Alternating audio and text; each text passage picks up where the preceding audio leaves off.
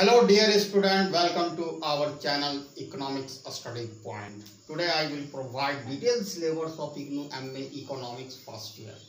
ठीक है, आज का हमारा वीडियो जो कंटेन करेगा IGNOU MA Economics का पहला ईयर का क्या सिलेबस है। बहुत लोग आप में से प्लानिंग कर रहे होंगे कि सितंबर 2020 में आप एडमिशन लेना चाह रहे होंगे, तो किस तरह का कंटेंट है IGNOU का सिलेबस में फर्स्ट ईयर में, आज उसी पर हम चर्चा करेंगे। और इसके साथ साथ ये भी बताएंगे help book and reference book आप यूज कर सकते हैं ताकि बेटर अंडरस्टैंडिंग ऑफ टॉपिक। ठीक है, तो first year IGNOU MA economics में 5 पेपर होता है जो लिख चुके हैं। कोर्स कोड है, इसको कहते हैं MEC 101। ठीक है, micro economics analysis. One by one I will explain you. एक कर मैं इसका एक्सप्लेनेशन आपके सामने प्रेजेंट करूंगा। MEC 101 micro economics analysis. इसमें आपको 6 क्रेडिट है। ठीक है, और इसमें बुक्स कितना मिलेगा? 6 बुक्स मिलेगा। 8 बुक्स मिलेगा। ठीक है, ये है। That is the MEC 101 is the course code of first paper for first year IGNOU MA Economics. Title of course is Macroeconomics Analysis. This course code has 6 credit and block, that is books 8. ठीक है, उसके बाद है, इसके लिए आपको थोड़ा सा डिफिकल्ट होगा, जिसमें 8 बुक्स में आपको 2 बुक्स 7 ब्लॉक एंड 8 ब्लॉक जो कवर करेगा गेम थ्योरी। तो मैं इसके लिए रेकमेंड करना चाहता हूं, आप अगर रेफरेंस बुक अगर पढ़ना चाहते हैं तो इंटरमीडिएट इकोनॉमिक्स बाय वेरिएंस का बुक पढ़ लीजिएगा। वेरिएंट ओके, वेरिएंट का बुक्स पढ़ दीजिएगा। दूसरा है MEC 002 मैक्रो इकोनॉमिक्स एनालिसिस। इसमें 6 क्रेडिट है, लेकिन बुक्स आपका होगा 7। ठीक है, ये आसानी से आपको समझ में नहीं आएगा। Micro economics analysis, macro economics analysis and quantitative method, इन तीनों के लिए IGNOU भी रेकमेंड करता है कम से कम आपको बेसिक के मैथमेटिक्स +2 लेवल की होनी चाहिए। अगर प्लस टू लेवल पर मैथमेटिक्स आपने नहीं ऑप्शनल पेपर रखा तो बेसिक इसके लिए थोड़ा होमवर्क करना पड़ेगा। कैलकुलस आप कर लीजिएगा, calculus and linear algebra, basic linear algebra. ठीक है, ये दोनों टॉपिक कर लीजिएगा कि कैलकुलस में इंटीग्रेशन हो गया, डिफरेंशिएशन हो गया, differential equation and difference equation, और कुछ हद तक कैलकुलस आगे भी जाता है इसमें जो इंटरमीडिएट में आपको नहीं मिलेगा, जैसे total derivative, total differential etcetera. ठीक है, तो हमारे चैनल में इन सारा चीज का वीडियो अवेलेबल है, आप वहां से बेनिफिट कर सकते हो। ठीक है, मैक्रो इकोनॉमिक्स एनालिसिस में भी 6 क्रेडिट है, 6 एंड नंबर ऑफ ब्लॉक यानी बुक्स 7 है। इसके लिए ओलिवियर का बुक्स आप पढ़ सकते हैं, ओलिवियर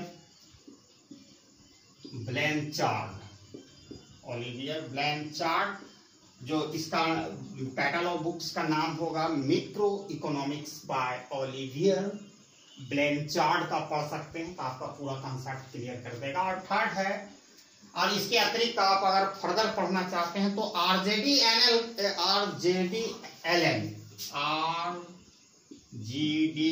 RGDLN का एक बुक आती है, मैक्रो इकोनॉमिक्स थ्योरी।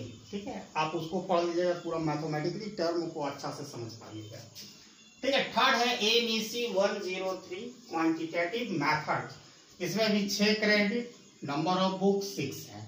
इसके लिए AC चियांग का books fundamental method of economics sufficient है, और इसके साथ अगर आप ले लोगे RGDLN का बुक्स होता है जो मैथमेटिकल एनालिसिस फॉर इकोनॉमिक्स, भी काफी है।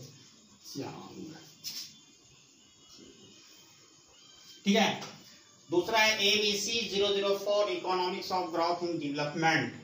ठीक है, ये इग्नू का मटेरियल मैं समझता हूँ इनफ है। अगर आपको थोड़ा सा ज्यादा जाना है तो ML झिंगन जो काफी पॉपुलर राइटर है, इंडियन राइटर है, उसका भी पढ़ सकते हैं। और इंडियन इकोनॉमिक्स पॉलिसी में IC ढींगरा का बुक्स आप ले सकते हैं। इसमें भी 6 क्रेडिट है, नंबर ऑफ बुक 8 है, इसमें 6 क्रेडिट 6 बुक्स। ठीक है, तो हम आई थिंक जो इंडियन इकोनॉमिक्स पॉलिसी जो इग्नू का स्टडी मटेरियल है बहुत ही अच्छा है। आपको दूसरा राइटर के बुक जाने के लिए मैं रेकमेंड करता हूँ नहीं, इसको बढ़िया से पढ़िएगा, topic by topic, block bye block, तो काफी अच्छी अंडरस्टैंडिंग हो जाएगी इंडियन इकोनॉमिक्स इशू जो प्रेजेंट है। और ये काफी मतलब कहा गया है इस बुक्स में, हमने ये देखा है ये क्रिटिकल जो एनालिसिस किया है बहुत ही तगड़ा है। अगर हम बुक्स में देखते हैं ये जो भी एज इट इज प्रेजेंट किया है, आप इंडियन इकोनॉमिक्स को समझने के लिए मेरे अनुसार इससे बढ़िया बुक कोई हो नहीं सकता। अगर इससे आप आगे लेना चाहते हैं तो IC ढींगरा का बुक्स आप लेंगे तो वही राइटर इग्नू में भी लिखा है, तो कोई ज्यादा बेनिफिट होने वाला नहीं। तो ये 5 ठो आपका क्रेडिट है। There are 5 course code and total number of credit is 30 you have to clear. ठीक है, 30 क्रेडिट आपको कंप्लीट करना पड़ेगा। और इग्नू के कोर्स में एक चीज और है, फ्लेक्सिबिलिटी भी है। आप जैसे 1 साल के बाद, ठीक है, आफ्टर 1 ईयर्स इनरोलमेंट आप ये भी कर सकते हैं, जैसे हमारी प्रिपरेशन हुआ 3 पेपर का, 1, 2, 3 या कोई भी एनी 3 पेपर आउट ऑफ 5 या 2 पेपर या 1 पेपर का भी परीक्षा आप दे सकते हैं 1 साल के बाद। फिर 6 महीना के बाद आप कोई भी पेपर इन सब में दे सकते हैं और सेकंड ईयर का भी रजिस्ट्रेशन आप करवा सकते हैं, इसमें कोई दिक्कत नहीं है। तो फ्लेक्सिबिलिटी है, आप अपने अनुसार आप वर्किंग हो, आपको टाइम नहीं बचता तो 2-2 पेपर 3-3 पेपर करके भी कंप्लीट कर सकते हैं। 1 साल के बाद आप एवरी 6 मंथ में सेमेस्टर वाइज टाइप का आप कोई भी पेपर अपनी चॉइस का फर्स्ट ईयर सेकंड ईयर को अपियर हो सकते हैं। और इसका मिनिमम ड्यूरेशन ऑफ कोर्स है मिनिमम 2 ईयर और मैक्सिमम जाता है 5 year.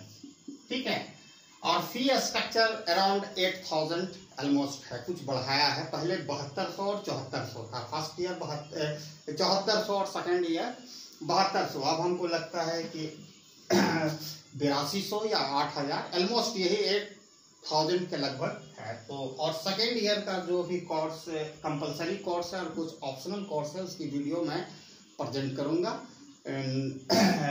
Very soon you will get.